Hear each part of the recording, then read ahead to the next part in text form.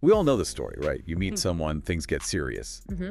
and it just feels like the next step is moving in together, before any talk of marriage. Yeah, it's presented almost like this essential pre-marriage checklist item, the ultimate compatibility test. Exactly. And the numbers back that up. Something like 70% of couples do it. And a lot of them, especially younger people, maybe 50, 65%, they really believe it helps their chances.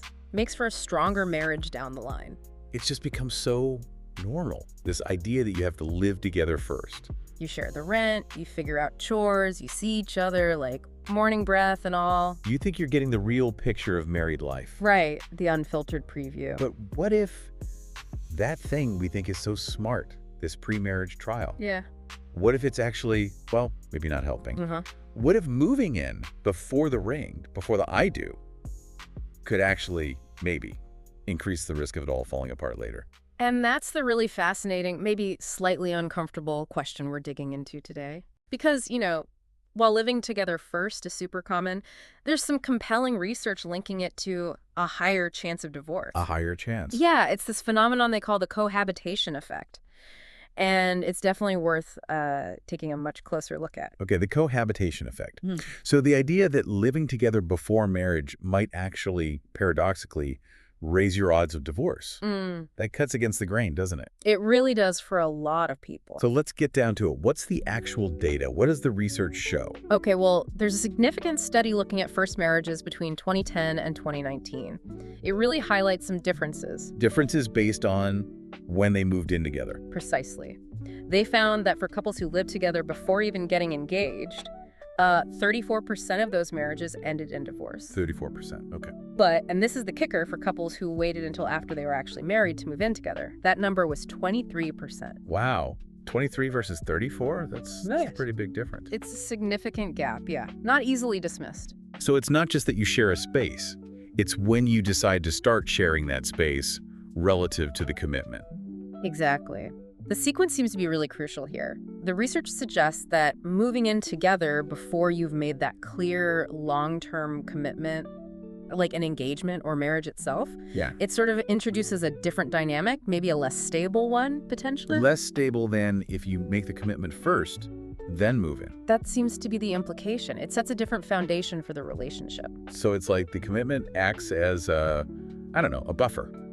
Or maybe just clarifies the terms of engagement before you tackle living together. That's a good way to think about it. The sources emphasize having, and I'm quoting here, clear intentions about your future together before you share a home. That apparently makes a big difference. Right. And they warn about the potential trouble when couples kind of slide into cohabitation without solid commitment. Slide into it like it just sort of happens. Right. Because it's convenient or the lease is up. Exactly. It might feel easy or financially sensible or just like the next thing to do, but that lack of a really firm mutual decision about the future, that can create issues later on. That makes sense. Deciding to share a home because you're planning a marriage versus moving into, well, for other reasons. Totally different scenarios. And that really gets to the why, doesn't it? The motivations behind moving in. How much do those matter? Oh, they seem to matter a lot. The research points pretty clearly to this. If the main reasons are things like, testing the relationship. Seeing if it'll work? Yeah, or if it's just convenience or purely financial. Those couples statistically face a higher risk of divorce. So moving in out of uncertainty or practicality isn't the best sign. It seems that way. It suggests the foundation isn't quite that solid commitment to a shared future as marriage partners. Okay, so let's move in together and see how it goes. Is a very different starting point compared to, say, we're engaged, we're planning our wedding, let's start building our home life together now. Absolutely. The intention is key. When the motivation is that shared commitment to marriage, waiting until after the wedding to live together seems to reinforce that. It frames cohabitation as part of the marriage itself, not a test for it. Precisely. It's a step within the marriage, not a qualifier. This is definitely making me rethink some common assumptions. So, based on all this research, what are the practical takeaways for you, the listener? What should someone really think about here? Well, the research offers some pretty clear pointers. The first one is maybe the most direct. Consider waiting until after you're married to move in together. Just wait. The data consistently links that sequence: marriage first, then cohabitation with stronger marriages, and yes, a lower risk of divorce compared to moving in before you're even engaged. Okay, hold off combining the furniture until after the ceremony. Got it. What's takeaway number 2? Number 2 reinforces the commitment idea. Prioritize establishing a clear mutual commitment to marriage before you live together. So no, you're both heading towards marriage for sure. Right. And ideally, waiting until after the wedding aligns everything and, according to this research, lowers the divorce risk. Commitment first, cohabitation second. That's the pattern emerging. And the last piece of advice. The third thing is about communication.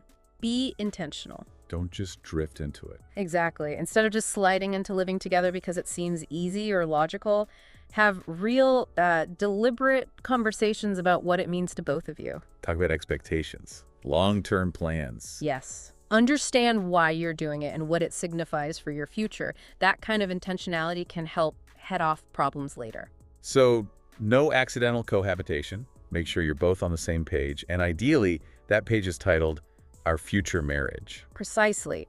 Being deliberate about these big steps rather than just going with the flow or societal pressure seems to be a really key ingredient for building a strong foundation. Wow. This has been really eye-opening. Taking something that feels so normal, so standard, and seeing this other perspective. It definitely gives you pause. The idea that waiting, being more traditional in that one sense, might actually improve your odds. It's counterintuitive for many of us. It is. And look, premarital cohabitation is incredibly common.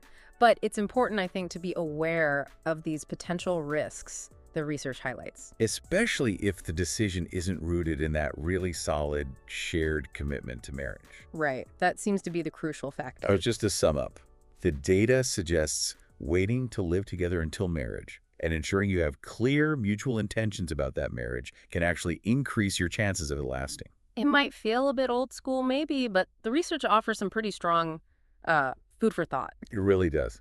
And it leaves you wondering, doesn't it? Think about how society views living together now.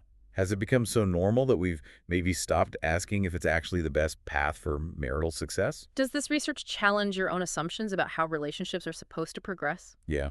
Maybe the real signs of long-term commitment aren't just about sharing an address. Perhaps it's more about sharing that clear, unwavering vision for a future together, regardless of where your mail goes.